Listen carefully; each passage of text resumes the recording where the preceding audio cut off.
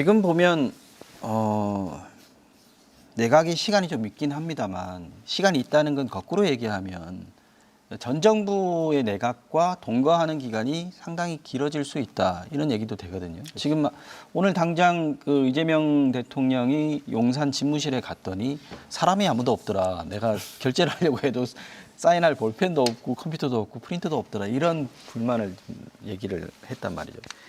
과연 그들과의 동거가 잘 되겠느냐. 이것도 지금 정부 초기에 좀 관건이 되지 않을까 싶은데 어떻게 보십니까? 그럼 이철희 수석이 그때 경험해 보시지 않았어요?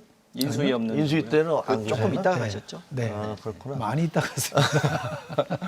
근데 그게 이제 어떻게 보면 굉장히 불행한 일이잖아요. 네. 그게 대통령이 되게 원래 정상적으로 된다면 국회에서 그 외국 사절들도 와서 또 많은 국민들이 참석해서 성대하게 세리머니를 하면서 우리가 이제 또 이렇게 새로운 대통령 시대를 엽니다.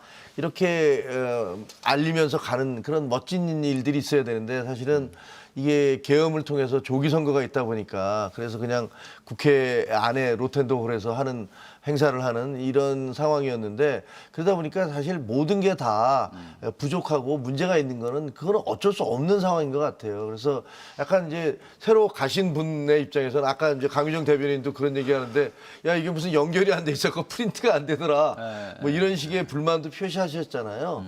근데 그거가 이렇게 어떤 정상적인 그 인수위 과정을 거치고 그다음에 서로 만나서 이렇게 어떻게 할 것인가가 제대로 인수인계가 안 되는 상황이기 때문에 어쩔 수 불가피한 측면도 있는 것 같아요. 미국 대통령 그런 전통이 있대잖아요. 떠나가시는 대통령이 편지 하나 써서 대통령 책상에다 넣어놓으면 새로 오신 분이 그걸 그렇죠. 열어보고 읽어보고 뭔가 좀 상황을 파악하는 데 도움되게 한다는 거잖아요.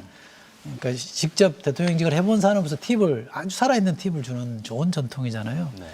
이번에는 뭐 대통령이 파면됐기 때문에 그럴 수는 없는 거긴 합니다만 제가 아쉬운 거는 최소한 정무직을 대표하는 비서실장은 전임 정부의 비서실장은 인수인계할 준비를 잘 하고 네. 새로운 대통령이 들어오면 최소한 입구에서는 맞이하고 그리고 그 최소한 그 안에는 어떻게 돌아가는지 어떻게 구성되어 있는지는 좀 최소한 사후 서비스 AS 정도는 하고 좀 갔으면 좋을 텐데 네. 정무직부터 다 싹 없어졌다고 하는 건 이건 너무 무책임한 거거든요. 공직자라면 물론 뭐 기분이야 그러고 싶지 않겠죠. 그러나 국민을 보고 이른바 세금으로 월급 받는 사람들이 그 정도 서비스는 하고 가야 되는데 저는 굉장히 아쉬운 대목이에요. 안 그러면 좋겠어 진짜로. 네. 여기까지 이야기 듣고요.